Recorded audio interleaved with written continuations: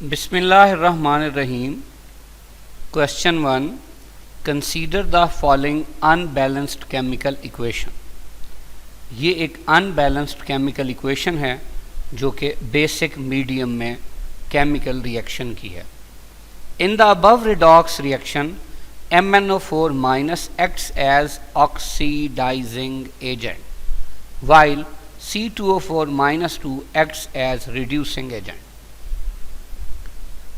The total number of electrons provided by C2O4 minus 2 to MnO4 minus for the balanced chemical equation is.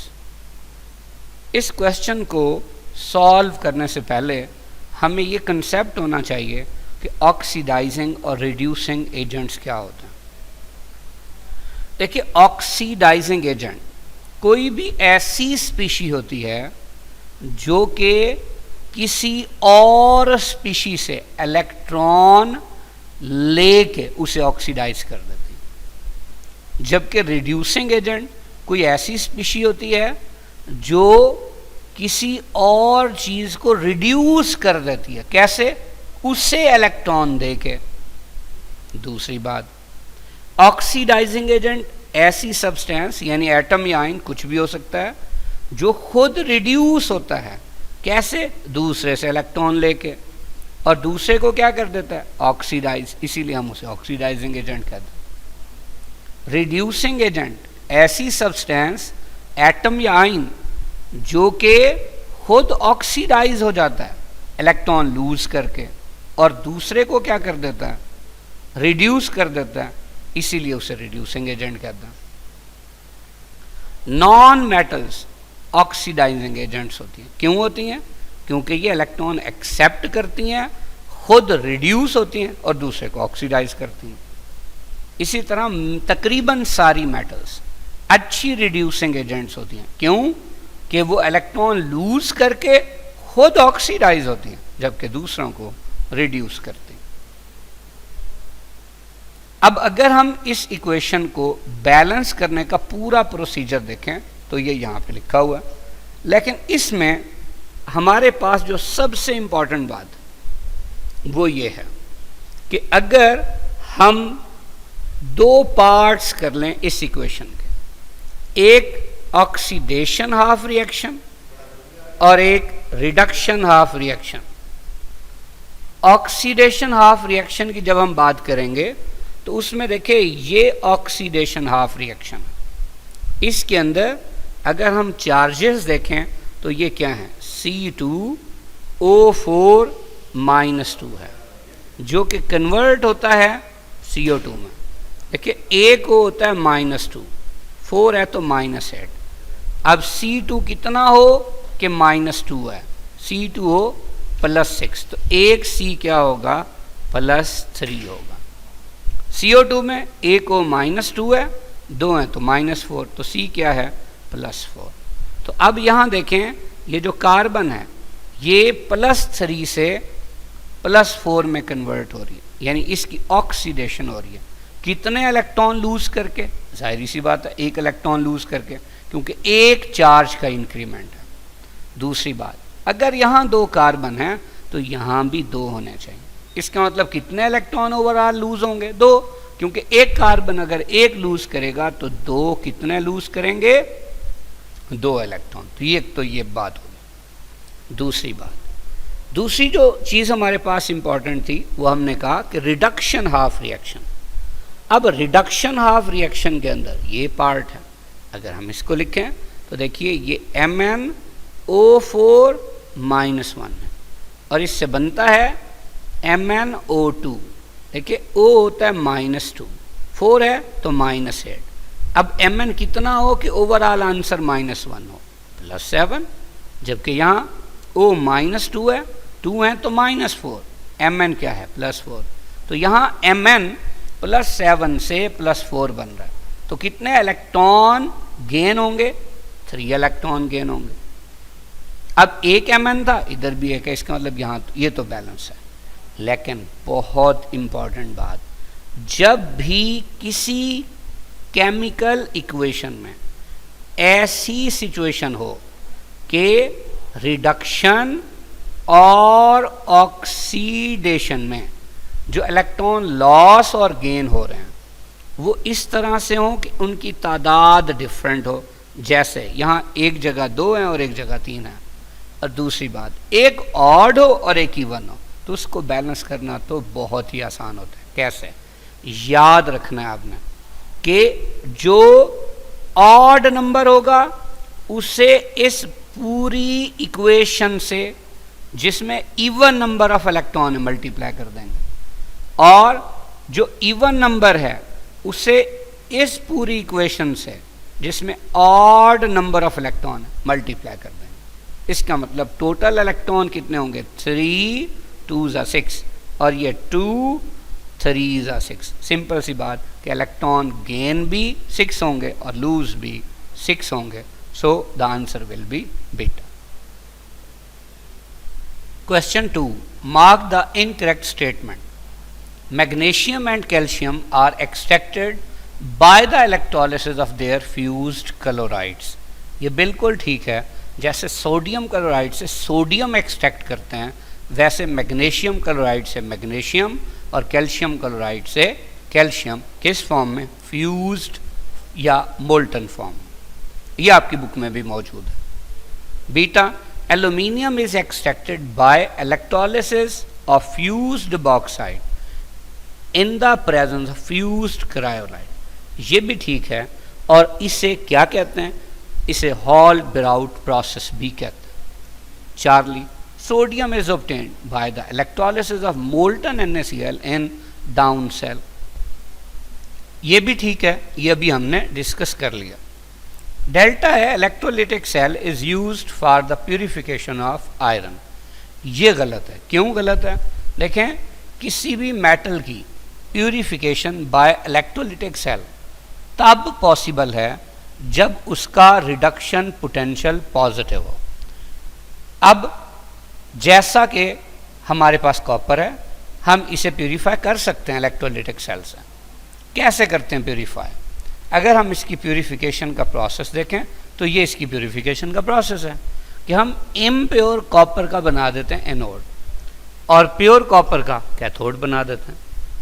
Impure copper चूंकि anode है, इस पे oxidation होगी। क्या होगा कि ये मेटालिक कॉपर इलेक्ट्रॉन लूज करेगा और कॉपर +2 बन के किस में चला जाएगा? इस सोल्यूशन में आ जाएगा। फिर चूंकि कैथोड पे रिडक्शन होती है तो ये जो कॉपर +2 होगा सोल्यूशन में, वो क्या करेगा?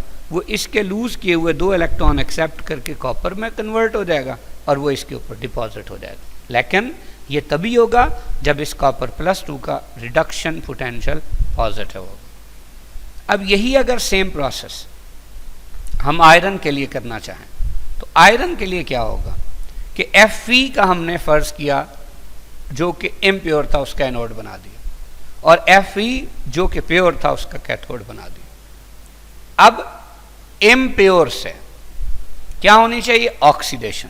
बिल्कुल होगी। कैसे होगी? देखें, ये जो Fe+2 से Fe बनने का प्रोसेस है, इसका रिडक्शन पोटेंशियल नेगेटिव है। रिडक्शन पोटेंशियल नेगेटिव होने का क्या मतलब है कि ये क्या हो जाएगा? रिड्यूस नहीं होगा, ये ऑक्सीडाइज हो जाएगा। चलें, अगर Fe+2 बने, कहाँ आ गया? सोल्यूशन। अब Fe+2 जब सोल्यूशन में आएंगे तो उनका रिडक्शन पोटेंशियल नेगेटिव है, यानी वो रिड्यूस नहीं होंगे। रिड्यूस क्यों नहीं होंगे? क्योंकि जब रिडक्शन पोटेंशियल नेगेटिव है तो कम है ना, तो Fe+2 जो सोल्यूशन में आए होंगे वो 2 इलेक्ट्रॉन एक्सेप्ट करके Fe में कन्वर्ट नहीं होंगे। जब नहीं होंगे तो हम इस मेथड से इसे प्यूरिफाई नहीं कर सकते। और दूसरी बात, हम इस मेथड से उन्हीं मेटल्स को ही प्यूरिफाई करते हैं जो एक्सपेंसिव हो। कॉपर की निस्बत आयरन काफ़ी लेस एक्सपेंसिव है, इसलिए भी इस मेथड से इसे प्यूरिफाई करने की कोशिश नहीं की जाती। So the answer will be delta. Question 3. Identify the incorrect statement. A salt bridge is not required in lead storage cell. देखिए, जो लेड स्टोरेज सेल है उसमें चाहे एनोड है चाहे कैथोड, दोनों के लिए इलेक्ट्रोलाइट H2SO4 सोल्यूशन यूज होता है। और जब भी किसी गैल्वेनिक या वोल्टेक सेल में एनोड और कैथोड दोनों का इलेक्ट्रोलाइट सेम हो तो उसके लिए साल्ट ब्रिज की ज़रूरत नहीं होती, तो ये ठीक हो गया। Beta, sodium potassium can displace hydrogen from acids but platinum palladium and copper can not. अब देखें, इसके लिए हम इलेक्ट्रोकेमिकल सीरीज देखना है। इलेक्ट्रोकेमिकल सीरीज में देखें, पोटाशियम और सोडियम इस स्टैंडर्ड हाइड्रोजन इलेक्ट्रोड से ऊपर है। इसका मतलब हाइड्रोजन का रिडक्शन पोटेंशियल ज़्यादा है, तो इसकी रिडक्शन होनी चाहिए, और सोडियम या पोटाशियम की क्या होनी चाहिए, ऑक्सीडेशन। अगर ऐसे होगा तो हम कहेंगे कि भाई सोडियम या पोटाशियम एसिड्स में से हाइड्रोजन को डिस्प्लेस कर सकता है। देखिए मिसाल के तौर पे, अगर हमारे पास सोडियम है, इसका रिएक्शन हमने करा दिया HCl से, अब क्या बनेगा, बनेगा NaCl और कौन सी गैस, हाइड्रोजन गैस। अब सीरीज के मुताबिक हम इसको चेक करते हैं कि यहाँ पे कौन सा प्रोसेस हो रहा है। आप देखिए, सोडियम 0 से बन रहा है +1 यानी इसकी ऑक्सीडेशन हो रही है, और हाइड्रोजन +1 से 0 यानी इसकी रिडक्शन हो रही है। तो सीरीज के मुताबिक हाइड्रोजन की ही रिडक्शन होनी चाहिए ना, तो हो रही है, इसका मतलब ऐसा होगा। ऐसा होगा का क्या मतलब है कि सोडियम एसिड में से हाइड्रोजन को क्या कर देगा, डिस्प्लेस कर देगा। तो यहाँ तक ये आधा सेंटेंस तो ठीक हो गया। अब कॉपर की एग्जांपल ले लेते हैं। अब जो कॉपर है, अगर उसका हम इसी तरह से रिएक्शन करा दें HCl से, तो बनना चाहिए CuCl2 और H2। यहाँ Cu 0, ये +1, ये -1, ये +2, ये -1, ये 0। अब देखिए, कॉपर 0 से +2 हो रहा है यानी ऑक्सीडाइज हो रहा है, और H+1 से 0 हो रहा है यानी रिड्यूस हो रहा है। तो सीरीज में जब आप कॉपर को देखते हैं तो वो हाइड्रोजन से नीचे है, यानी कॉपर का रिडक्शन पोटेंशियल ज़्यादा है, तो इसे रिड्यूस होना चाहिए। जबकि इस रिएक्शन में क्या हो रहा है, ये तो ऑक्सीडाइज हो रहा है। इसका मतलब कॉपर जो है वो डाइल्यूट एसिड्स में से हाइड्रोजन को डिस्प्लेस नहीं कर सकता। तो जो भी मेटल्स हाइड्रोजन इलेक्ट्रोड से नीचे होंगी वो डाइल्यूट एसिड्स में से हाइड्रोजन को डिस्प्लेस नहीं कर सकेंगी, तो ये भी ठीक होगी। Charlie, a salt bridge maintain electrical neutrality in the cell. देखें, ये हमारे पास एक गैल्वेनिक या वोल्टेक सेल है जिसमें जिंक एनोड है और कॉपर कैथोड। अब हम यहाँ पे साल्ट ब्रिज का फंक्शन पढ़ते हैं। देखिए, सपोज हमारे पास जो जिंक सल्फेट था उसमें जिंक +2 की तादाद भी 10 थी और सल्फेट की तादाद भी 10 थी। इसी तरह जो कॉपर सल्फेट था उसके अंदर भी अगर हम कहते हैं कि कॉपर +2 की तादाद भी 10 थी और सल्फेट की तादाद भी 10 थी। देखिए, जिंक चूंकि एनोड है, एनोड पे कौन सा प्रोसेस होता है, ऑक्सीडेशन।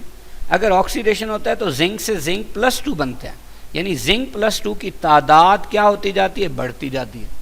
अब मैं यूं कर देता हूं कि फ़र्ज़ किया पहले तो ये 10 थे, लेकिन जी एक बढ़ गया तो इसकी तादाद कितनी हो गई, 11 हो गई। जबकि कॉपर चूंकि कैथोड है और कैथोड पे कौन सा प्रोसेस होता है, रिडक्शन, तो इस तरह कॉपर +2 कॉपर में कन्वर्ट होंगे, यानी इसके ऊपर डिपॉजिट हो जाएंगे। तो इस तरह कॉपर +2 की तादाद कम हो जाएगी। सपोज मैं कहता हूँ ये एक कम हो गया, अब ये कितने रह गए, 9। अब दोनों सेल्स को गौर से देखें। जो लेफ्ट वाला हाफ सेल है उसमें पॉजिटिव आइन नेगेटिव आइन से ज़्यादा हो गया, और राइट वाले हाफ सेल में नेगेटिव आइन पॉजिटिव आइन से ज़्यादा हो गया, यानी चार्ज की अकमुलेशन हो गई। अगर ऐसा हो जाए तो सेल काम करना बंद कर देता है, लेकिन हम चाहते हैं ऐसा ना हो, लिहाजा हमने बीच में क्या लगा दी, साल्ट ब्रिज लगा दी। साल्ट ब्रिज क्या करेगा, इन दोनों आइंस की तादाद को बराबर रखेगा। किस में, किसी भी कंपार्टमेंट में। देखिए अब क्या होगा, चूंकि राइट साइड वाला जो हाफ सेल है जो कि रिडक्शन हाफ सेल है उसमें देखिए सल्फेट आइन यानी कि जो एन आइन है उनकी तादाद ज़्यादा है। अब ये क्या होंगे, ये इस साल्ट ब्रिज में से होते हुए बेसिकली किधर आ जाएंगे, इस सोल्यूशन में आ जाएंगे। इस तरह सल्फेट आइन की तादाद में 1 यूनिट का क्या हो जाएगा, इजाफा हो जाएगा। जैसे ही इजाफा हो गया तो अब देखेंगे कितने हो गए, 11। तो अब पॉजिटिव चार्जेस भी 11 है, नेगेटिव भी 11 है, सेम।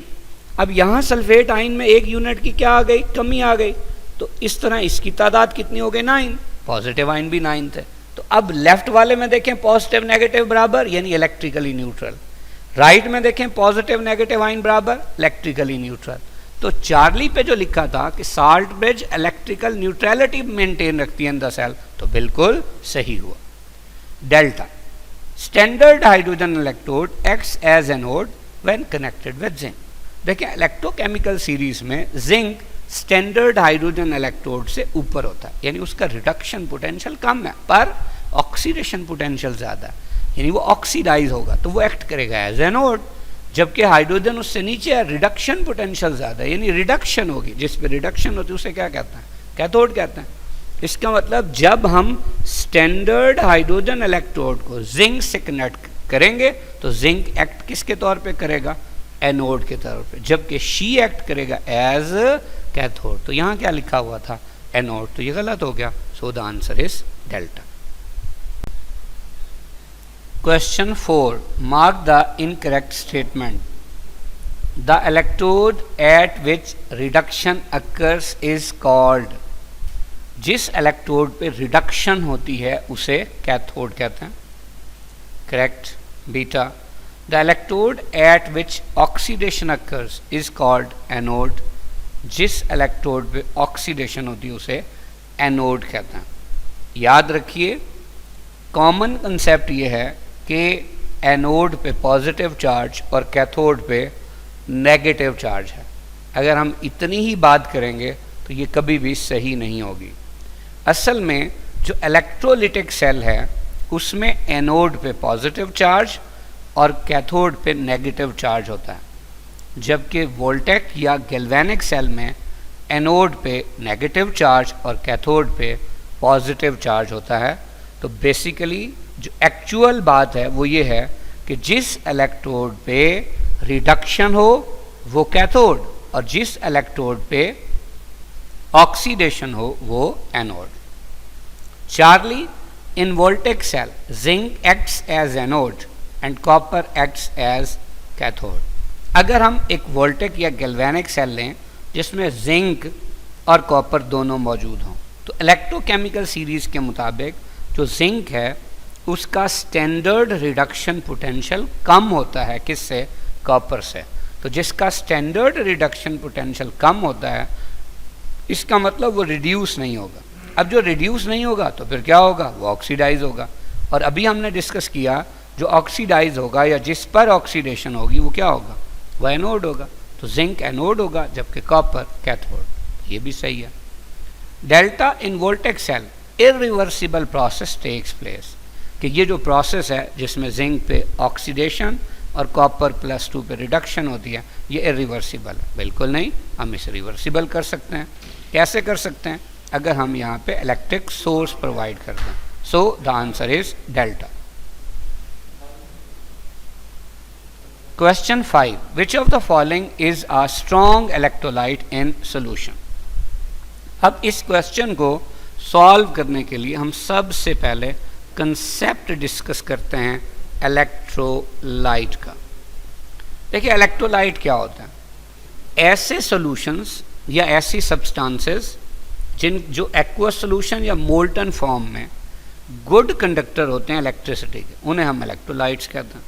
मिसाल के तौर पे किसी भी साल्ट का सॉल्यूशन, किसी भी एसिड का सॉल्यूशन, किसी भी बेस का सॉल्यूशन, एन वाटर क्या होते हैं, इलेक्ट्रोलाइट्स होते हैं।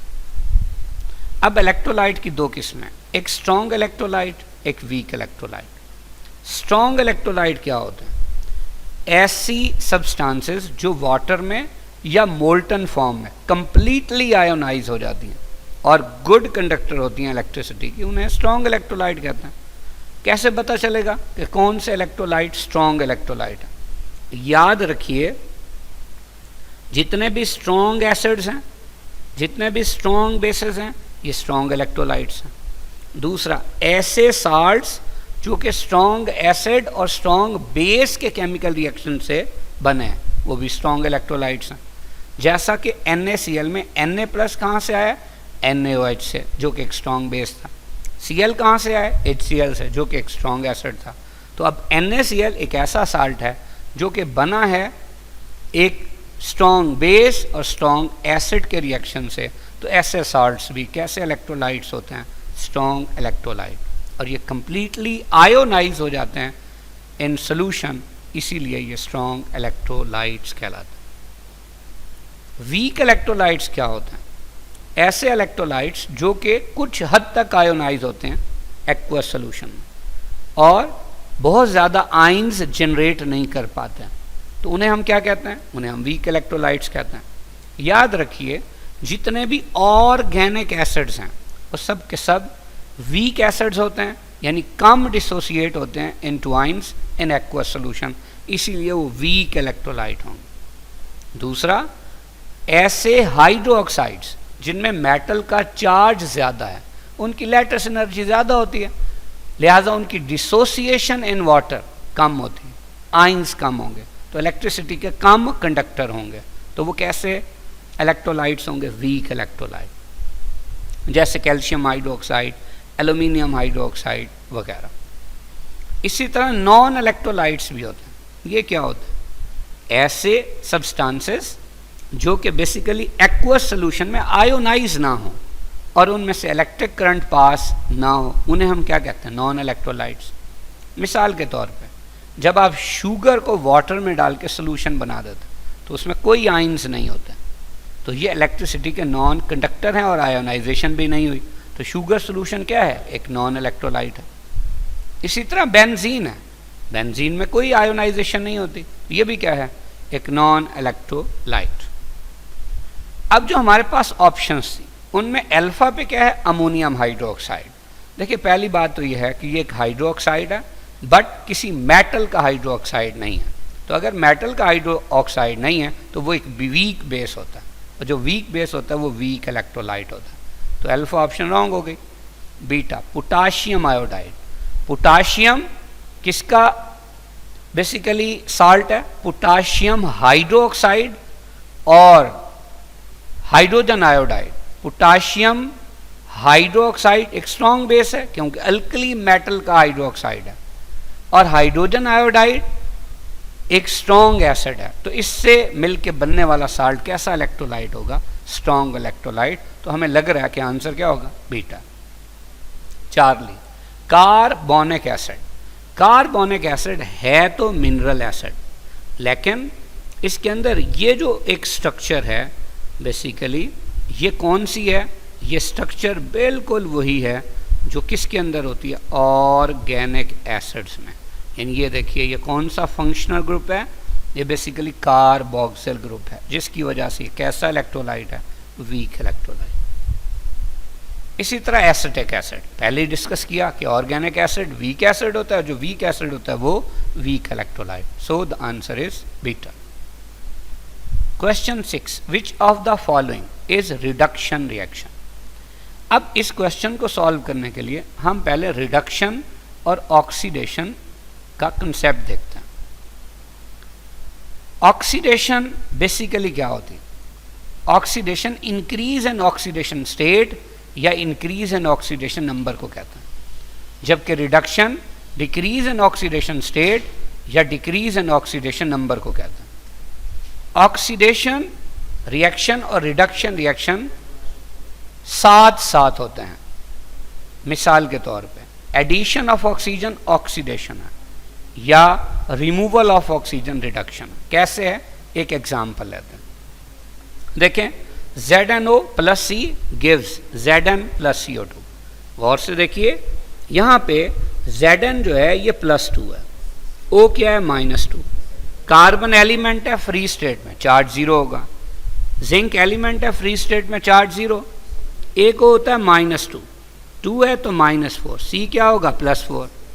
अब आप देखें, यहाँ जिंक +2 से 0 बन रहा है, यानी इसका चार्ज कम हो रहा है, तो अगर चार्ज कम हो रहा है तो ये क्या होगा? रिडक्शन।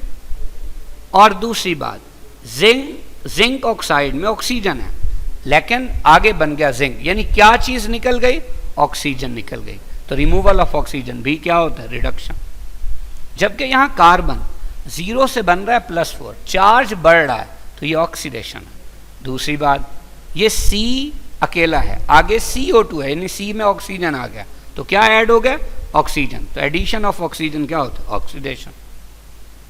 इसी तरह रिमूवल ऑफ हाइड्रोजन ऑक्सीडेशन, जबकि एडिशन ऑफ हाइड्रोजन रिडक्शन। कैसे, इसके लिए फिर हम एक एग्जांपल लेते हैं। जैसे H2S है, H2S में H होता है +1, चूंकि 2 है तो +2, S होगा -2। क्लोरीन एलिमेंट है फ्री स्टेट में, चार्ज 0। सल्फर एलिमेंट है फ्री स्टेट में, चार्ज 0। HCl में H क्या है +1 और Cl क्या है -1। अब आप देखें यहाँ हाइड्रोजन +1 से क्या हो रहा है +1, लिहाजा ना इसका ऑक्सीडेशन में कोई रोल है ना रिडक्शन। सल्फर -2 से 0 हो रहा है, चार्ज बढ़ रहा है, तो प्रोसेस क्या है ऑक्सीडेशन। दूसरा आप देखें H2S से असल में क्या निकल रहा है, हाइड्रोजन निकल रहा है, इसलिए क्या है ऑक्सीडेशन।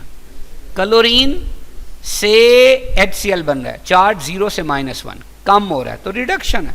लेकिन देखने में हमें नजर आ रहा है कि Cl2 में H नहीं था, जबकि आगे HCl बना यानी H आ गया, तो एडिशन ऑफ हाइड्रोजन, इसलिए क्या होती रिडक्शन होती। इसी तरह loss of electron oxidation, gain of electron reduction, ये भी साइमल्टेनियसली होगा। कैसे, गौर से देखिए, Na और क्लोरीन का रिएक्शन NaCl बनता है। अब सोडियम फ्री स्टेट में, अगर फ्री स्टेट में चार्ज 0, क्लोरीन फ्री स्टेट में चार्ज 0, जबकि NaCl में क्या है Na +1 है और Cl -1 है, तो सोडियम का चार्ज 0 से क्या हो रहा है +1, इन चार्ज बढ़ रहा है, तो ऑक्सीडेशन हो रही है। और क्लोरीन 0 से क्या हो रहा है -1, चार्ज कम हो रहा है, क्या है रिडक्शन। अब आप देखें यहाँ ना हाइड्रोजन की इन्वॉल्वमेंट है ना ऑक्सीजन की, इसका मतलब ये क्या था, सोडियम की ऑक्सीडेशन लॉस ऑफ इलेक्ट्रॉन्स है और क्लोरीन की रिडक्शन गेन ऑफ इलेक्ट्रॉन्स है। तो ये ऑक्सीडेशन और रिडक्शन। अब आप देखें किसी भी केमिकल रिएक्शन में जहाँ ऑक्सीडेशन होती है वहाँ लाजमी रिडक्शन भी होती है, जैसे कि इन तीनों एग्जाम्पल्स में हमें नजर आ रहा है। अब क्वेश्चन ये था कि रिडक्शन रिएक्शन कौन सा है, तो अब पहले रिएक्शन में देखें ब्रोमीन एलिमेंट है फ्री स्टेट में, तो चार्ज 0 होगा, Br -1 है, चार्ज कम हो रहा है, तो ये रिडक्शन है, तो पक्की बात है आंसर अल्फा। जबकि बीटा में देखें जिंक फ्री स्टेट में 0, आगे +2 है, चार्ज बढ़ रहा है, तो ऑक्सीडेशन। Fe +2 से +3, चार्ज बढ़ रहा है, ऑक्सीडेशन। Sn +2 से +4, चार्ज बढ़ रहा है, ये भी क्या होगा oxidation. So the answer is alpha. Question 7, the reaction which is responsible for the production of electricity in the voltaic cell is. अब इसमें पहली ऑप्शन है हाइड्रोलिसिस। देखिए हाइड्रोलिसिस क्या होती है, हाइड्रोलिसिस असल में साल्ट्स और वाटर के इंटरेक्शन को कहता है। जब भी साल्ट्स और वाटर का इस तरह से इंटरेक्शन हो कि सॉल्ट भी डिकम्पोज हो जाए और वाटर भी डिकम्पोज हो जाए, तो हम इसे हाइड्रोलिसिस कहते हैं। मिसाल के तौर पे अगर हमारे पास है सोडियम एसीटेट, जब सोडियम एसीटेट को हम ऐड करते हैं वाटर में, तो अब होता क्या है, ये दोनों ब्रेक हो जाते हैं, acetate ion sodium ion, hydrogen ion hydroxide ion. अब एसीटेट आयन जो कि एन आयन है वो हाइड्रोजन आयन से मिलेंगे, बनेगा CH3COOH एसिटिक एसिड, जो कि ऑर्गेनिक एसिड है, अभी हमने डिस्कस किया था, ये तो वीक एसिड है, तो ये अनआयोनाइज्ड फॉर्म में रहेगा। लेकिन यहाँ से Na+1 कैट आयन और OH -1 एन आयन, बनेगा NaOH। अभी पढ़ा था अल्कली मेटल के जो हाइड्रो ऑक्साइड्स होते हैं वो स्ट्रॉन्ग बेसिस या स्ट्रॉन्ग इलेक्ट्रोलाइट हो जाते हैं, इसीलिए वो क्या हो जाएंगे आयोनाइज। तो अब सोल्यूशन में OH आयन क्या होंगे फ्री, जब सोल्यूशन में OH आयन फ्री होंगे तो हम कहेंगे सोडियम एसीटेट का जो एक्वस सोल्यूशन है वो क्या है, वो बेसिक है। तो ये किस वजह से हुआ, हाइड्रोलिसिस की वजह से।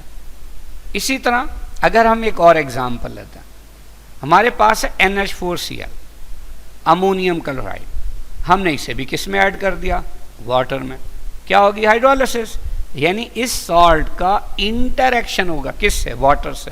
किस तरह कि ये खुद भी आयोनाइज हो जाएगा और वाटर भी आयोनाइज हो जाएगा। NH4+ जब मिलेगा OH- से तो बनेगा NH4OH। अभी हमने कहा कि ऐसा हाइड्रोक्साइड जो मेटल का हाइड्रोक्साइड नहीं है वो वीक बेस होता है या वीक इलेक्ट्रोलाइट होता है, तो ये अनआयोनाइज्ड फॉर्म में रहेगा। लेकिन यहाँ से H+1 और Cl-1 मिलेगा, बनेगा HCl। और HCl कैसा है, एक मिनरल एसिड है जो कि कैसा होता है स्ट्रॉन्ग एसिड या स्ट्रॉन्ग इलेक्ट्रोलाइट, तो आयोनाइज हो जाएगा। तो अब एचाइन सोल्यूशन में क्या होंगे, फ्री होंगे। अब एचाइन के फ्री होने की वजह से हम क्या कहते हैं कि अमोनियम क्लोराइड का जो एक्वस सोल्यूशन है वो किस नेचर का होता है, एसिडिक नेचर का, due to which process, hydrolysis. तो इसका मतलब अल्फा का वोल्टेक सेल से कोई लेना देना नहीं। बीटा रिडॉक्स रिएक्शन, देखें अभी हम डिस्कस करके आए थे कि वोल्टेक या गैल्वेनिक सेल मसलन जिंक कॉपर सेल है, तो जो जिंक इलेक्ट्रोड है चूंकि इसका रिडक्शन पोटेंशियल कम है, जब रिडक्शन पोटेंशियल कम है तो फिर ऑक्सीडेशन पोटेंशियल ज़्यादा होगा। तो इस पे कौन सा प्रोसेस हो रहा है, ऑक्सीडेशन, जबकि कॉपर का रिडक्शन पोटेंशियल ज़्यादा है, तो ये कॉपर +2 से कॉपर 0 में कन्वर्ट होगा, यानी इस पे क्या होगी, रिडक्शन। अब जब ओवरऑल रिएक्शन हम देखते हैं तो ओवरऑल रिएक्शन में देखें जिंक 0 से +2 भी बन रहा है और कॉपर +2 से 0 भी बन रहा है, इसका मतलब रिडक्शन भी हो रही है और ऑक्सीडेशन भी। तभी तो ये वोल्टेक या गैल्वेनिक सेल अपनी केमिकल एनर्जी को किस में कन्वर्ट कर रहा है, इलेक्ट्रिसिटी में कन्वर्ट कर रहा है। तो किस वजह से हुआ, दोनों प्रोसेसेस की वजह से। तो दोनों प्रोसेसेस को कंबाइन करके क्या बोलते हैं, रिडॉक्स प्रोसेस या reaction. So the answer is beta. ये इसकी डिटेल है। देखिए है क्या कि कॉपर का जो रिडक्शन पोटेंशियल है वो +0.34 वोल्ट होता, जिंक का रिडक्शन पोटेंशियल -0.76 वोल्ट होता। इनमें से रिडक्शन पोटेंशियल ज़्यादा किसका है, कॉपर का, इसका मतलब कॉपर तो ऐसे ही होगा। लेकिन जिंक का रिडक्शन पोटेंशियल कम है, इसका मतलब ये ऐसे नहीं होगा, ये इसका अपोजिट होगा। अगर ये इसका अपोजिट होगा तो देखिए हमने इसका रिएक्शन अपोजिट करके लिख दिया, यानी इसकी रिडक्शन नहीं होगी बल्कि ऑक्सीडेशन होगी। तो अब आपके सामने है कि ये ऑक्सीडेशन पोटेंशियल है, ये रिडक्शन पोटेंशियल है। आप जब इन दोनों को ऐड करते हैं तो आपके पास ये सेल का पोटेंशियल आ जाता है। जैसे जिंक कॉपर सेल का पोटेंशियल कितना है, 1.1 वोल्ट। तो ये वो इलेक्ट्रिसिटी है जो बेसिकली ये प्रोवाइड करता है एज अ गैल्वेनिक या voltaic cell. So the answer is beta. Question 8. The extraction of aluminium involves the electrolysis of purified bauxite dissolved in molten cryolite. This is known as Hall-Brown process. What is the main purpose of the cryolite? देखिए इसको समझने के लिए हम colligative properties की तरफ चलते हैं। Colligative properties of solution ऐसी properties होती हैं जो कि relative number of solute and solvent particles पे डिपेंड करती है।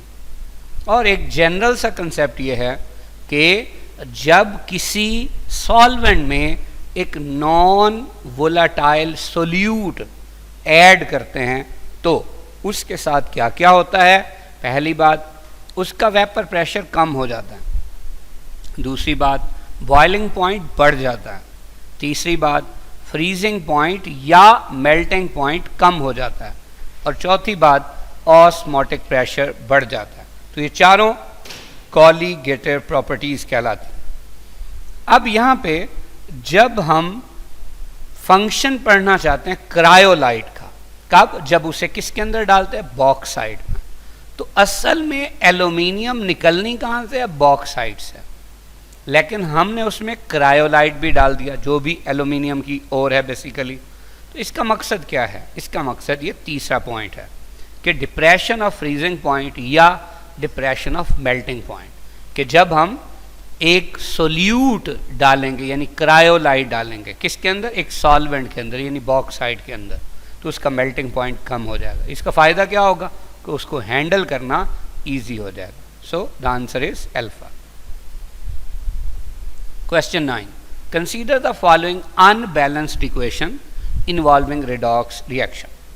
Oxidation number of N changes from HNO3 to NO2 is. HNO3 में H जो है ये +1 है, O होता है -2, 3 है तो -6। अब -6 और +1 का आंसर होगा -5। तो N क्या होना चाहिए, +5, ताकि एक कंपाउंड के अंदर तमाम एलिमेंट्स की ऑक्सीडेशन स्टेट्स का सम क्या रहे, 0 रहे। अब प्रोडक्ट्स में हमारे पास है NO2, A को होता है -2। अगर ये 2 है तो -4, तो n क्या होगा +4। तो अब वो कौन सी ऑप्शन है जिसमें +5 2 +4 है? Answer Charlie. Question 10, consider the following redox reaction. In this reaction H2 acts as, अब गौर से देखें, रिएक्शन हमारे पास है CuO प्लस H2, बनता क्या है Cu प्लस H2O। देखें यहाँ O है -2, Cu क्या है +2, H2 एक एलिमेंट है फ्री स्टेट में, चार्ज 0 होगा। कॉपर एलिमेंट है फ्री स्टेट में, चार्ज 0 होगा। एक H+1 होता है, 2 है तो +2, O क्या होगा -2। इसमें जो ऑक्सीडेशन स्टेट में चेंजेस आ रही हैं वो क्या है? कॉपर +2 से 0 बन रहा है, चार्ज कम हो रहा है, यानी इसकी हो रही है रिडक्शन। और H जो है वो 0 से हो रहा है +1, यानी चार्ज बढ़ रहा है, तो क्या हो रही है oxidation.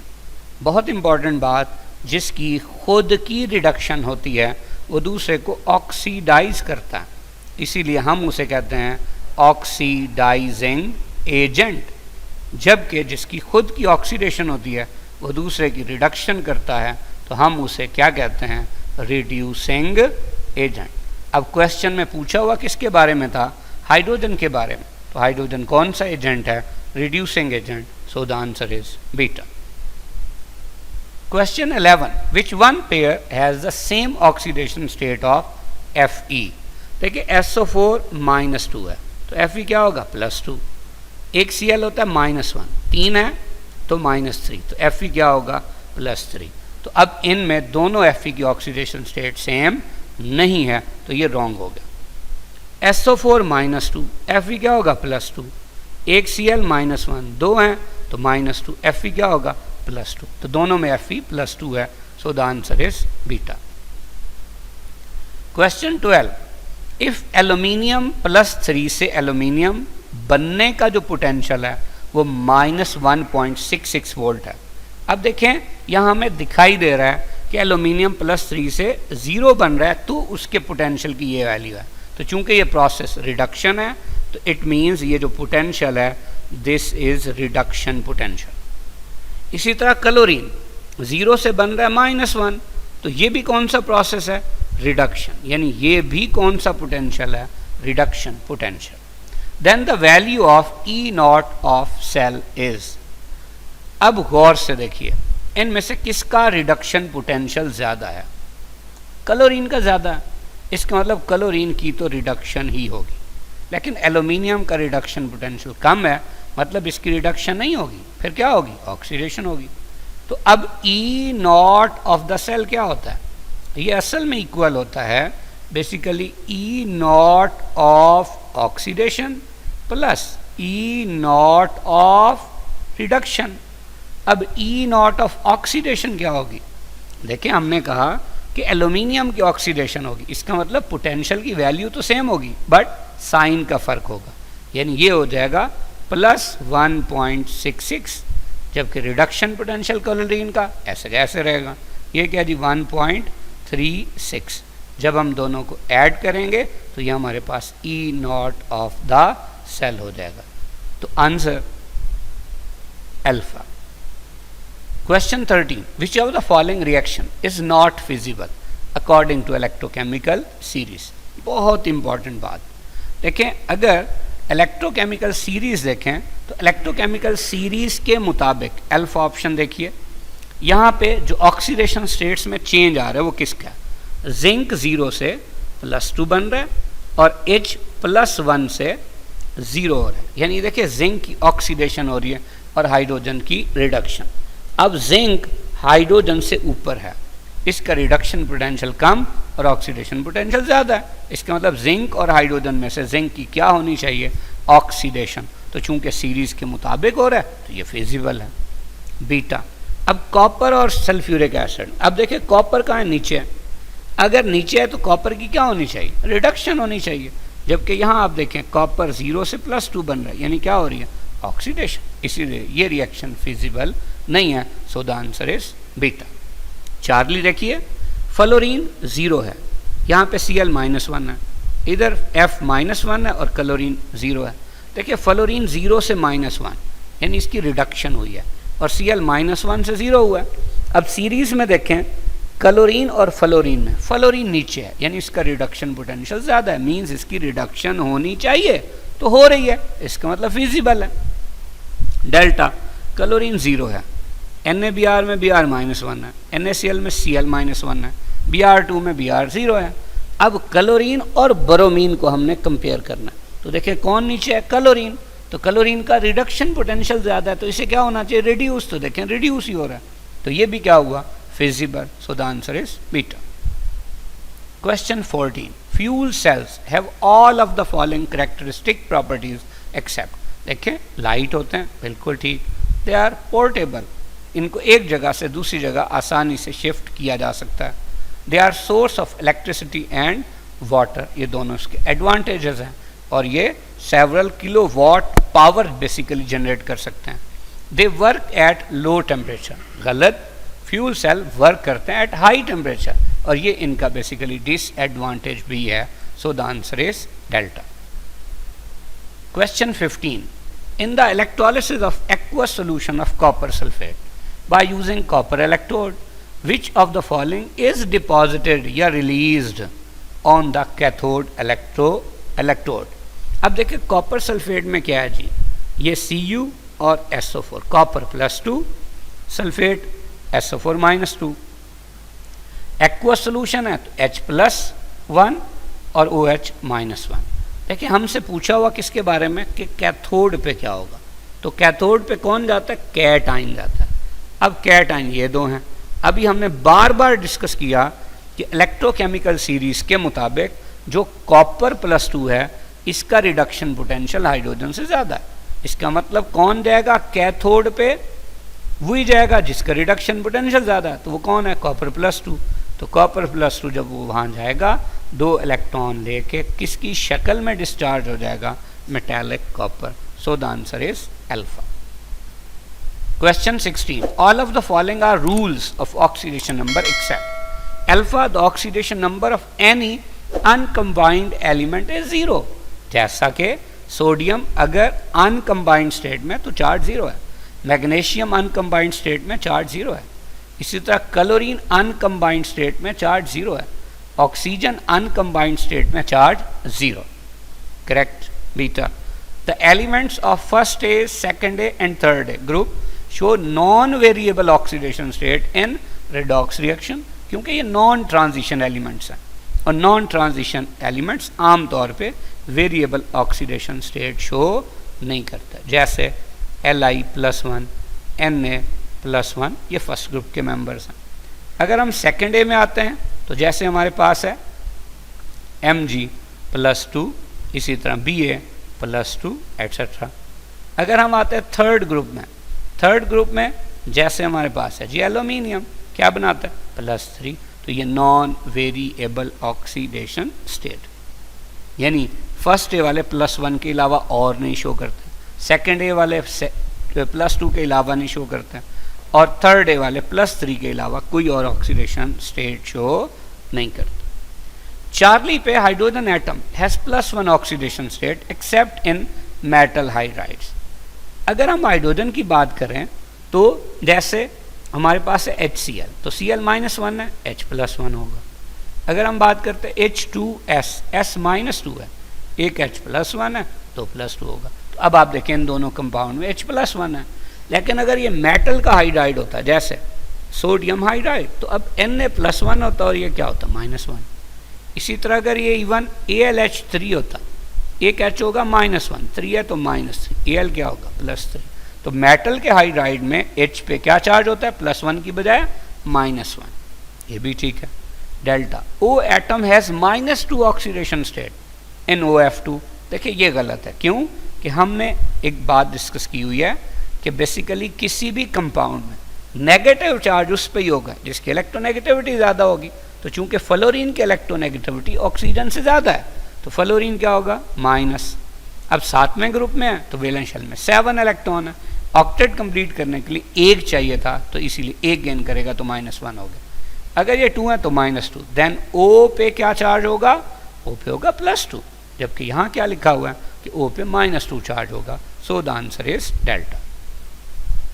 Question 17, mark the incorrect statement about application of electrolysis. Magnesium और कैल्शियम को एक्सट्रैक्ट किया जाता है इनके फ्यूज्ड क्लोराइड से, अभी डिस्कस किया था। Aluminium is extracted by the electrolysis of purified bauxite in the presence of cryolite, ये भी अभी डिस्कस किया था। इसके अंदर हमने फंक्शन भी पढ़ा था कि क्रायोलाइट का क्या फंक्शन है, मेल्टिंग पॉइंट को कम करना। All the metals are obtained by electrolysis of their fused minerals, ये गलत है। सारी मिनरल्स उनके फ्यूज्ड मिनरल से हासिल करना लाजमी नहीं है। देखिए फ्यूज्ड मिनरल्स में तो कुछ भी आ सकता है, सल्फेट भी मिनरल्स हैं, नाइट्रेट्स भी मिनरल है, तो हम स्पेसिफिकली फर्स्ट ए और सेकंड ए के मेटल्स को उनके क्लोराइड से हासिल करते हैं, तो मिनरल्स का होना लाजमी नहीं है। So the answer is Charlie. Electrolytic cell is used to obtain electrolytic copper from blistered copper, यानी इम्प्योर कॉपर से हम प्योर कॉपर बनाते हैं, तो अभी इसको भी हमने डिटेल से डिस्कस किया था, तो बेसिकली सही answer 4। Question 18, by electrolysis of brine यानी 30% सैचुरेटेड सोल्यूशन ऑफ NaCl, ये कैसा सोल्यूशन है, कंसंट्रेटेड सोल्यूशन है, using a diaphragm cell, which of the following is deposited या रिलीज्ड एट एनोड। अब देखें यहाँ पे हमारे पास NaCl के एक्वस सोल्यूशन में 2 कैटाइंस का कंपटीशन होगा और 2 एनाइन का कंपटीशन होगा। क्वेश्चन में पूछा हुआ क्या है कि एनोड पे कौन जाएगा, एनोड पे जाता है एनाइन। जब ये कंसंट्रेटेड हो तो बेसिकली Cl आइन और OH आइन में से कौन जाएगा एनोड पे, Cl नेगेटिव। अगर ये Cl नेगेटिव जाएगा तो Cl negative by the loss of electron क्या हो जाएगा, ऑक्सीडाइज। अब जब ऑक्सीडाइज होगा तो Cl पे क्या चार्ज आएगा, 0। अब ये हो गया जी 0। हम इसे ऐसे भी लिख सकते हैं कि 2Cl माइनस होंगे तो ये Cl2 बन जाएगा with the loss of 2 electron. Answer क्या हुआ, आंसर 4। लेकिन अगर ये डाइल्यूट सोल्यूशन होता यानी 30% सोल्यूशन की बजाय हम इसे कहते हैं डाइल्यूट सोल्यूशन, तो फिर कौन जाता, फिर OH आइन जाता है, और OH आइन कितने जाते हैं बैक वक्त 4। अब हर OH पे कौन सा चार्ज है, माइनस चार्ज है, तो चारों OH अपना एक एक इलेक्ट्रॉन लूज कर देते हैं, तो लिहाजा अब चारों OH पे ओवरऑल कोई भी चार्ज नहीं होगा। अगर चारों OH पे अब कोई चार्ज नहीं होगा तो इनका आपस में कुछ कम्बिनेशन कैसे होगा, देखें होगा ये कि ये OH और ये H मिलकर बना देगा वाटर, ये H और OH मिलकर बना देगा वाटर, और ये कौन सी गैस रिलीज हो जाएगी, O2। तो अब चूंकि कंसंट्रेटेड था तो आंसर हुआ चार्ली, और अगर यहाँ कंसंट्रेटेड की बजाय डाइल्यूट होता तो फिर आंसर क्या होता, beta. Question 19, blue colour of copper sulphate solution disappears on the addition of zinc granules, it is because of. देखिए जब जिंक के पीसेस डालते हैं किसके अंदर, कॉपर सल्फेट के एक्वस सोल्यूशन में, तो क्या होता है, ये 0 है, ये +2 है या -2, होगा क्या कि जिंक 0 से बनेगा जिंक +2 और मिल जाएगा सल्फेट से जो कि -2 है, इसका हो जाएगा एक्वस सोल्यूशन। तो अब जो जिंक ने जिंक से +2 बनाया यानी 2 इलेक्ट्रॉन लूज किए, वो कौन लेगा, कॉपर +2, और ये क्या बन जाएगा, ये बन जाएगा कॉपर जो कि सॉलिड फॉर्म में होगा। अब देखें यहाँ पे जिंक की क्या हुई, जिंक की हुई ऑक्सीडेशन, जबकि कॉपर की क्या हुई, कॉपर की हुई रिडक्शन। अब जब कॉपर की रिडक्शन हुई तो वो कॉपर 0 बन गया। इसका ब्लू कलर किसकी वजह से था, वो था बेसिकली कॉपर +2 की वजह से। गायब क्यों हो गया, क्योंकि कॉपर +2 किस में कन्वर्ट हो गया, कॉपर 0 में। So the answer is beta. Question 20, which treatment frequently is used to protect aluminium articles from subsequent corrosion. क्या आप एल्यूमिनियम की चीज़ों को जंग लगने से कैसे बचा सकते हैं, देखें इसे हम ऐसे बचा सकते हैं कि अगर हम एल्यूमिनियम को बना दें किसके तौर पे, एनोड के तौर पे। अब देखिए जब हम एनोड बनाएंगे तो हमें तो पता है कि एनोड बनाने से कौन सा प्रोसेस होता है, ऑक्सीडेशन। अब ऑक्सीडेशन से ही जंग लगता है असल में, लेकिन एल्यूमिनियम के केस में चीज़ काफ़ी डिफरेंट है। कैसे कि जब एल्यूमिनियम बेसिकली एल्यूमिनियम 0 से Al+3 में कन्वर्ट होता है, कहाँ चला जाएगा? ये एक्वस सोल्यूशन में चला जाएगा। वहाँ एक्वस सोल्यूशन में आप क्या करते हैं? आप वहाँ पे H2SO4 डाल देते हैं या क्रोमिक एसिड डाल देते हैं। वो कौन से एजेंट है? ऑक्सीडाइजिंग एजेंट है। वो क्या करेंगे? इस Al+3 की ऑक्सीडेशन कर देंगे। अब जब इसकी ऑक्सीडेशन करेंगे तो क्या होगा? Al+3 है और ऑक्साइड होता है O-2। फार्मूला क्या बनेगा? Al2 और O3। अगर हम इसको बैलेंस करें तो हमारे पास कुछ ऐसे आ जाएगा। अब देखिए, ये सारे का सारा एल्यूमिनियम नहीं था जिसकी ऑक्सीडेशन हुई थी। ये अगर एक एल्यूमिनियम का रॉड है तो उसके ऊपर ऊपर वाला एल्यूमिनियम ऑक्सीडाइज होगा। जैसे ऑक्सीडाइज होगा तो Al2O3 की उसके ऊपर एक लेयर बन जाएगी। अब नीचे एल्यूमिनियम पड़ा हुआ है, ऊपर इसकी लेयर है। ये लेयर बड़ी स्ट्रांग होती है, बड़ी स्मूथ होती है, कंपैक्ट होती है, लैटिस एनर्जी ज़्यादा है। क्यों? कि जो एल्यूमिनियम है इसका चार्ज ज़्यादा है as compare to magnesium, as compare to sodium. तो चार्ज ज़्यादा है, साइज छोटा है, तो चार्ज टू साइज रेशो ज़्यादा होने की वजह से ऑक्साइड से अट्रैक्शन भी ज़्यादा है, स्टेबिलिटी ज़्यादा है। तो जब ये लेयर बन जाएगी तो फर्दर जो कंटैक्ट होगा किसी भी चीज़ का वो एल्यूमिनियम के ऊपर मौजूद एल्यूमिनियम ऑक्साइड की लेयर से होगा, जिसने ना टूटना है ना फर्दर एल्यूमिनियम को क्या होना? जंग लगना। तो इसका मतलब क्या हुआ कि जब भी हम एल्यूमिनियम को इलेक्ट्रोलिसिस में क्या बना देंगे? एनोड, तो उसके ऊपर एक प्रोटेक्टिव लेयर आ जाएगी उसके ऑक्साइड की। इसका मतलब मजीद उसे जंग नहीं लगेगा। सो the answer is alpha. Question 21, phosphate है जी, इसमें ऑक्सीडेशन स्टेट निकालनी है किसकी? फास्फोरस की। देखिए फॉस्फेट क्या है? PO4 और ओवरऑल चार्ज है -3। अब हम जानते हैं कि इन सब की ऑक्सीडेशन स्टेट्स का सम किसके बराबर होना चाहिए? -3 के। हमें पता है O तो -2 है, 4 है तो -8। अब -8 में कितना ऐड करें कि -3 है तो क्या होगा? +5। So the answer is delta. Question 22, which of the following acts as inert electrode, यानी वो कौन सा इलेक्ट्रोड है कि जिसको जब यूज करेंगे तो ना उस पर ऑक्सीडेशन होगी ना रिडक्शन। तो वो कौन सा है? प्लेटिनम। या अगर हम नॉन मेटल्स में यूज करें तो वो कौन सा यूज किया जा सकता है? वो ग्रेफाइट हो सकता है जो कि कार्बन है। तो याद रखें, मेटल्स में वो इलेक्ट्रोड या मेटल्स इनर्ट इलेक्ट्रोड के तौर पे एक्ट करती हैं जिनका स्टैंडर्ड रिडक्शन पोटेंशियल ज़्यादा हो, मतलब जो इलेक्ट्रोकेमिकल सीरीज में बहुत नीचे हो, सबसे नीचे हो, या जिन्हें हम नोबल मेटल्स कहते हैं जैसे प्लैटिनम, इरिडियम या गोल्ड वगैरह। सो the answer is delta. The E0 value of standard copper half cell is 0.34 volt, which is measured when it is connected with She, standard hydrogen electrode. In this case, the half reaction taking place at She is, देखिए अगर हम बात करते हैं measurement of electrode potential of copper की, तो उसे जोड़ना पड़ेगा शी के साथ। जब हम शी के साथ जोड़ेंगे तो शी यानी स्टैंडर्ड हाइड्रोजन इलेक्ट्रोड जो है, इसका इलेक्ट्रोड पोटेंशियल यानी रिडक्शन पोटेंशियल कम है किससे? कॉपर से। तो अगर इलेक्ट्रोड पोटेंशियल यानी रिडक्शन पोटेंशियल कम है तो यानी रिडक्शन नहीं होगी, फिर क्या होगी? ऑक्सीडेशन। तो जिस पे ऑक्सीडेशन होती है उसे क्या कहते हैं? एनोड कहते हैं। तो यहाँ पे पूछा हुआ भी यही है कि स्टैंडर्ड हाइड्रोजन इलेक्ट्रोड पे कौन सा रिएक्शन होगा? तो ऑक्सीडेशन होगा। तो ऑक्सीडेशन देखें किस में है? अल्फा में चेक करें, देखें ये +1 से 0 बन रहा है तो ये रिडक्शन है, गलत। बीटा में ये 0 से +1 तो ये क्या है? ऑक्सीडेशन हो सकता है, चूँकि H2 और H+ का ताल्लुक होता है, H- का इसमें कोई ताल्लुक ही नहीं है। और H2 से H ये भी 0 है, ये भी 0, ये ना ऑक्सीडेशन है ना reduction. So the answer is beta. Question 24. Mark the incorrect statement about the following terms used in redox reaction in terms of oxidation number.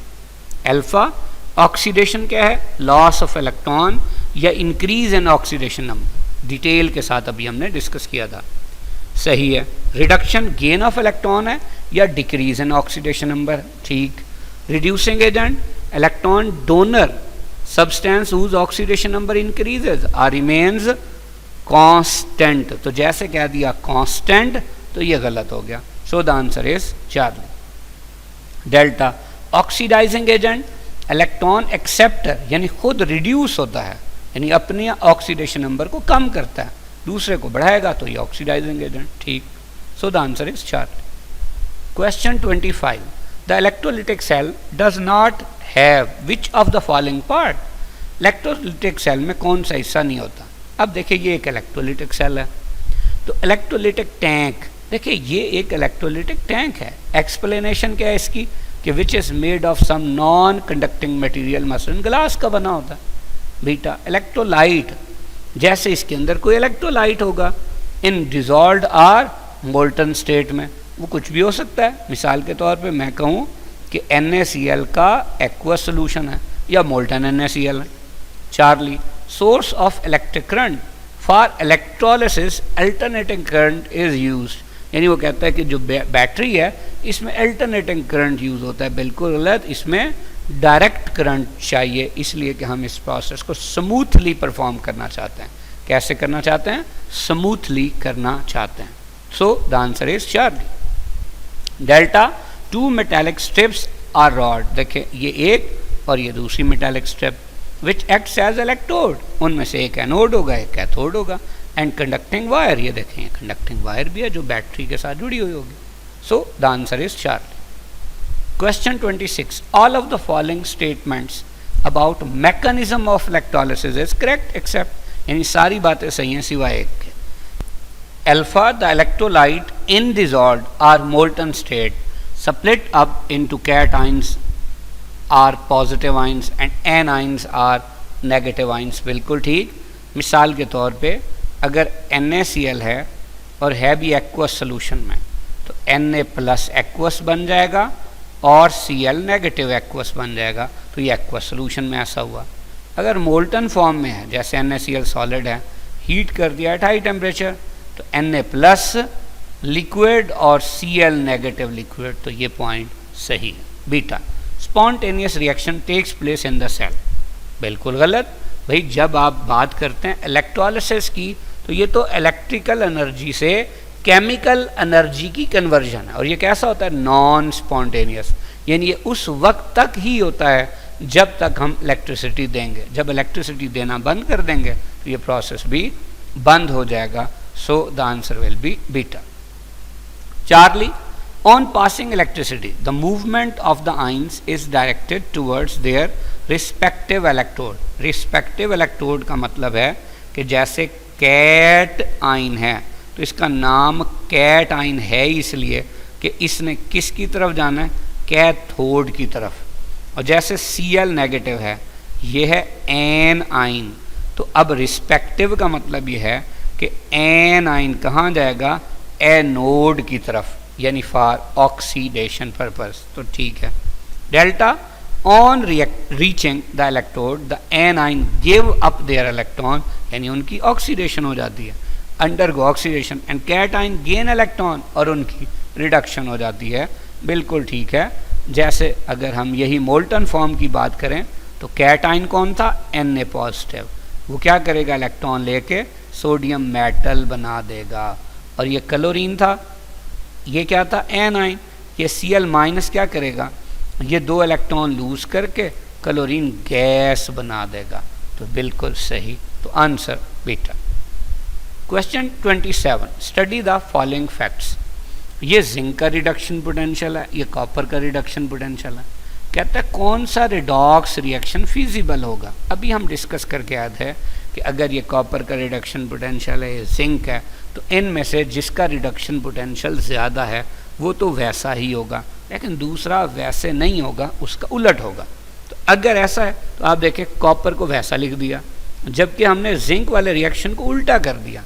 लेकिन जब आप जिंक वाले रिएक्शन को उल्टा करेंगे तो उसका इलेक्ट्रोड पोटेंशियल का साइन भी चेंज हो जाएगा, यानी रिडक्शन पोटेंशियल -0.76 तो ऑक्सीडेशन पोटेंशियल +0.76।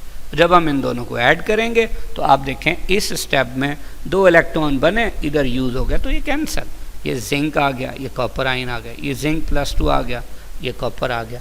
और ये E0 ऑफ द सेल क्या है? ये प्लस 1.10 वोल्ट है, और जब ये पॉजिटिव होती है तो रिएक्शन फिजिबल होता है। तो अब ये रिएक्शन हमें किस ऑप्शन में दिखाई दे रहा है? चार्ली में। So the answer is Charlie. Question 28. The potential set up when electrode is in contact with 1 molar solution of its own ions at 298 Kelvin is known as standard electrode potential या standard reduction potential of the element. बिल्कुल सही। It is represented as E naught reduction. Mark the incorrect statement about reduction potential. अब alpha पे है कि reduction potential ज़्यादा तो oxidising power कम। देखें, अगर मैं ये कहता हूँ कि लफ्ज़ है रिडक्शन पोटेंशियल, अब मैंने कहा जी रिडक्शन पोटेंशियल ज़्यादा है, इसका मतलब क्या है? इसका असल में मतलब है कि रिड्यूस होने की ताकत, तो आपने कह दिया कि ये ज़्यादा है, यानी खुद आसानी से रिड्यूस होगा। भाई जब खुद आसानी से रिड्यूस होगा तो दूसरे को आसानी से ऑक्सीडाइज करेगा, इसका मतलब उसकी ऑक्सीडाइजिंग पावर भी क्या होगी? ज़्यादा होगी। यानी इनका आपस में क्या रिलेशनशिप है? डायरेक्ट, यानी ये ज़्यादा है तो ये भी ज़्यादा। यहाँ क्या लिखा हो? इनवर्स, तो इसका मतलब पक्की बात है आंसर अल्फा। बीटा में है कि मैक्सिमम रिडक्शन पोटेंशियल फ्लोरीन का और इतना है, सही। फिर हाइड्रोजन का रिडक्शन पोटेंशियल 0 है, सही। और लिथियम आयन का रिडक्शन पोटेंशियल -3.045 है, ये भी सही। तो answer alpha. Question 29. An electrochemical cell stops working after some time because, क्यों होता है? देखिए ये इलेक्ट्रोकेमिकल सेल है, अभी हम पढ़ के आए, जिसे आप वोल्टेक या गैल्वेनिक सेल कह रहे थे। तो अब आप देखें ये जिंक जो है, ये जिंक 0 से जिंक +2 बनाता है।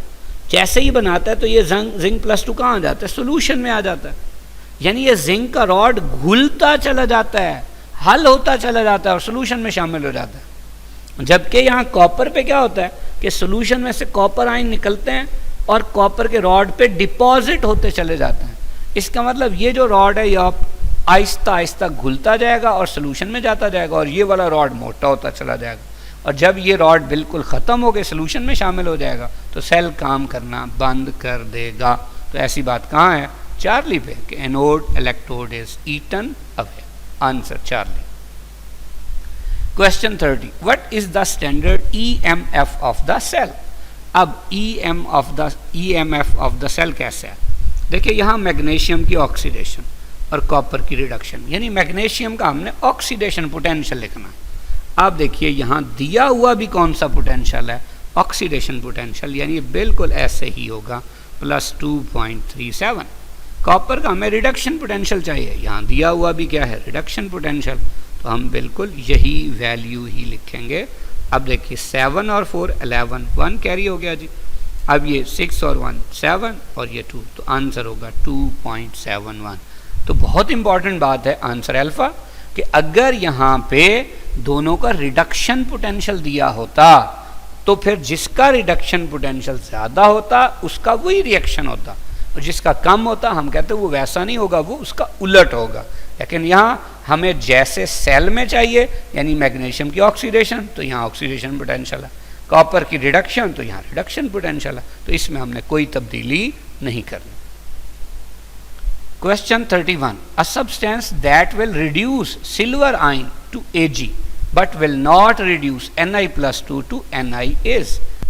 अब इसके अंदर पूछा हुआ क्या है कि कोई वो कौन सी चीज़ है जो Ag+ से Ag तो बना देगी, मतलब Ag को रिड्यूस कर देगी, मतलब खुद क्या होगी? ऑक्सीडाइज। अब खुद तो ऑक्सीडाइज तब होगी जब इलेक्ट्रोकेमिकल सीरीज में वो सिल्वर से ऊपर होगी। तो अब ये इलेक्ट्रोकेमिकल सीरीज़ है। अब हम देखते हैं कि भाई ये जो सिल्वर के अलावा बाकी सब हैं वो क्या होंगे? सिल्वर से ऊपर होने चाहिए।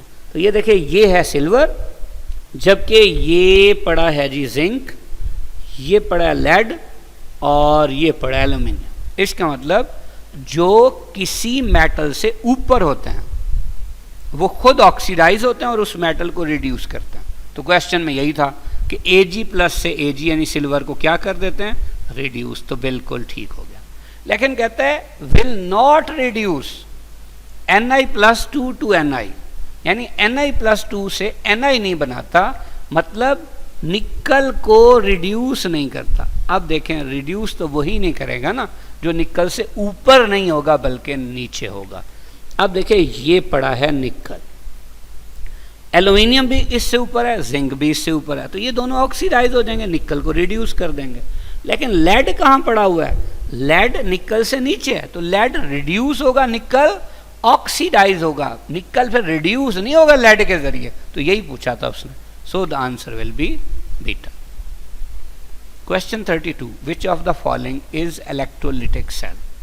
Silver oxide cell, dry alkaline cell, nickel cadmium cell. ये तीनों सेल बेसिकली केमिकल एनर्जी को इलेक्ट्रिकल एनर्जी में कन्वर्ट करते हैं। तो ये क्या हुए? ये गैल्वेनिक या वोल्टेक सेल। जबकि नेल्सन सेल में हम सोडियम क्लोराइड का एक्वस सोल्यूशन यूज़ करते हैं, और वो भी कंसनट्रेटेड तकरीबन 30%, और उसमें हम सोडियम हाइड्रो ऑक्साइड बनाते हैं by the passage of electric current. तो ये इलेक्ट्रिकल एनर्जी को केमिकल एनर्जी में कन्वर्ट करने वाला सेल है। तो ये कौन सा सेल होगा? Electrolytic cell. So the answer is delta. Question 33, mark the incorrect statement about products of electrolysis choosing inert electrode of platinum. देखिए, एल्वा में NaOH है और एक्वस है। देखें, अगर हमारे पास NaOH है और है भी एक्वस, तो इसका मतलब इसमें एनाइन तो सेम है, और इसकी ऑक्सीडेशन से हमेशा O2 ही बनता है। जबकि कैटाइन जो है ये दो हैं, एक Na+ और एक H+। अब इलेक्ट्रोकेमिकल सीरीज के मुताबिक जो H+ है उसका रिडक्शन पोटेंशियल Na+ से ज़्यादा है, तो फिर यहाँ H+ जाएगा कैथोड पे, और H+ इलेक्ट्रॉन लेके क्या बना देगा? हाइड्रोजन गैस बना देगा। इसका मतलब जो ओवरऑल प्रोडक्ट्स हुए वो हुए ऑक्सीजन और हाइड्रोजन। तो ये लिखा है, तो ये सही है, बीटा। H2SO4, अगर हमारे पास H2SO4 है तो उसमें हाइड्रोजन आयन है और सल्फेट आयन है, जबकि वाटर है, एक्वा सोल्यूशन है, तो H+ होगा और OH आयन होगा। अब ये तो सेम है, इसका मतलब इनका तो कोई कंपटीशन है, ये तो डिस्चार्ज होते अभी पड़ा हाइड्रोजन गैस की शक्ल में। अब सल्फेट और हाइड्रो ऑक्साइड में से हाइड्रो ऑक्साइड का ऑक्सीडेशन पोटेंशियल ज़्यादा है, और अभी पढ़ा था कि अगर ये डिस्चार्ज होंगे तो किसकी शक्ल में? O2 की शक्ल में। तो फिर इसमें क्या होगा? हाइड्रोजन और ऑक्सीजन। तो ये भी लिखा है। जब सोडियम नाइट्रेट की बात करेंगे तो सोडियम नाइट्रेट में Na+ है और नाइट्रेट NO3-1 है, और एक्वा सोल्यूशन है तो वाटर H+1 और हाइड्रोक्साइड OH-1। अब Na+1 और H+1 में से तो रिडक्शन पोटेंशियल H+1 का ज़्यादा है। अभी देखा किसकी शक्ल में डिस्चार्ज होगा? H2 की शक्ल में। जबकि नाइट्रेट और हाइड्रोक्साइड में से ऑक्सीडेशन पोटेंशियल किसका ज़्यादा है? हाइड्रोक्साइड का। वो अभी हमने देखा क्या किस फॉर्म में रिलीज होता है? O2 की फॉर्म। ये भी सही है। तो फिर पक्की बात है, आंसर कौन सा हुआ? डेल्टा। कि यहाँ क्या है? कॉपर क्लोराइड का एक्वस सोल्यूशन। अब कॉपर क्लोराइड है तो ये +2 है, ये -1 है। हाइड्रोजन के H+1 है और OH-1 है। अब यहाँ पे क्या होगा? इन दोनों में से जो कॉपर है वो इलेक्ट्रोकेमिकल सीरीज में नीचे होता है। अगर ये नीचे है यानी इसका रिडक्शन पोटेंशियल ज़्यादा है, तो ये रिड्यूस होना चाहिए। मतलब कॉपर +2 को 2 इलेक्ट्रॉन लेके कॉपर में कन्वर्ट होना चाहिए। तो फिर यहाँ H2 की बजाय क्या आएगा? कॉपर। तो ये क्या है? गलती है। तो answer delta.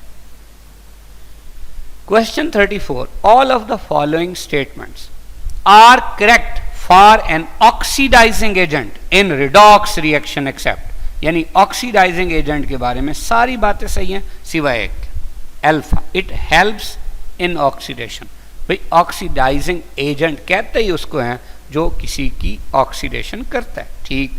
Beta, it oxidises others, बिल्कुल सही। But it self is reduced, अभी हमने डिटेल में डिस्कस किया था। इट्स ऑक्सीडेशन नंबर डिक्रीजेज, भाई जब जो दूसरे को ऑक्सीडाइज करेगा तो खुद रिड्यूस होगा। रिड्यूस का मतलब यही है कि उसका अपना ऑक्सीडेशन नंबर क्या होगा? डिक्रीज होगा। डेल्टा पे इट्स ऑक्सीडेशन नंबर इंक्रीजेस, तो ये गलत है, आंसर डेल्टा। और याद रखना है, ये बात कई दफ़ा बता चुका हूं मैं, कि जब भी किसी क्वेश्चन में दो ऑप्शंस बिल्कुल अपोजिट हों तो आम तौर पे आंसर उन्हीं दो ऑप्शंस में से ही होता है। तो अब आप देखें, एक में कहा हुआ था ऑक्सीडेशन नंबर डिक्रीजेस और एक में था ऑक्सीडेशन नंबर डिक्रीजेस, तो इनमें से ही आंसर हुआ, ठीक है। तो बहरहाल answer Delta. Question 35, standard hydrogen electrode consist of wire sealed into a glass tube and carrying platinum foil at one end. The platinum foil is coated with finely divided platinum dipped in 1 molar HCl solution. At 1 atm, hydrogen gas is continuously bubbled through a solution at a temperature of 298 Kelvin. तो ये standard hydrogen electrode की basically construction बता दिया, ये diagram दे दी। Mark incorrect statement about standard hydrogen electrode. देखिए पहली बात, it is used as a reference electrode जिसका रिडक्शन पोटेंशियल ज़ीरो है। बिल्कुल, रेफरेंस इलेक्ट्रोड इसलिए कहते हैं कि बाकी इलेक्ट्रोड्स के इलेक्ट्रोड पोटेंशियल इसके ज़रिए मालूम किए जा सकते हैं। Beta, when acts as an anode, भाई जब एनोड होगा तो कौन सा प्रोसेस होगा, ऑक्सीडेशन। तो H2 में चार्ज ज़ीरो है और H प्लस है तो चार्ज बढ़ रहा है, बिल्कुल ठीक है। When it acts as cathode, तो +1 से 0 बना, यानी रिडक्शन होगी, ये भी सही है। It is better reference electrode than that of calomel electrode, ये बिल्कुल गलत है। देखिए जो कैलोमल इलेक्ट्रोड होता है उसमें यहाँ हाइड्रोजन गैस की बजाय बेसिकली मरकरी होता है और यहाँ HCl के सोल्यूशन की बजाय बेसिकली Hg2Cl2 का एक्वस सोल्यूशन होता है। अब कैलोमल इलेक्ट्रोड में और इसमें फ़र्क क्या है, कैलोमल इलेक्ट्रोड में मरकरी से मरक्यूरस बनना यानी ऑक्सीडेशन और मरक्यूरस यानी Hg प्लस से Hg बनना यानी रिडक्शन होना वो ज़्यादा आसान है एज कंपेयर टू दैट कि H प्लस से H2 बने यानी रिडक्शन हो और H2 से H प्लस बने यानी ऑक्सीडेशन हो। तो इसीलिए कैलोमल इलेक्ट्रोड ज़्यादा बेहतर इलेक्ट्रोड होता है for the measurement of electrode potential of elements. तो फिर डेल्टा ऑप्शन क्या होगी, गलत। सो द आंसर इज डेल्टा। अब यहाँ पे एक और बड़ी इंपॉर्टेंट बात भी है कि ये जैसे बीटा ऑप्शन में जब H प्लस बना एरो नीचे लगा दिया, इसका मतलब क्या है कि जैसे यहाँ ऊपर H प्लस बनेंगे तो वो नीचे आ जाएंगे, किसमें, सोल्यूशन में। यहाँ पे क्या है कि H प्लस था तो उसके बाद क्या हुआ, H2 एरो ऊपर लगा दिया, यानी H प्लस नीचे से ऊपर जाएंगे तो किसकी शक्ल में आएंगे ना, वो हाइड्रोजन गैस की शक्ल में आएंगे। तो बहरहाल answer delta. Best of luck, Allah Hafiz.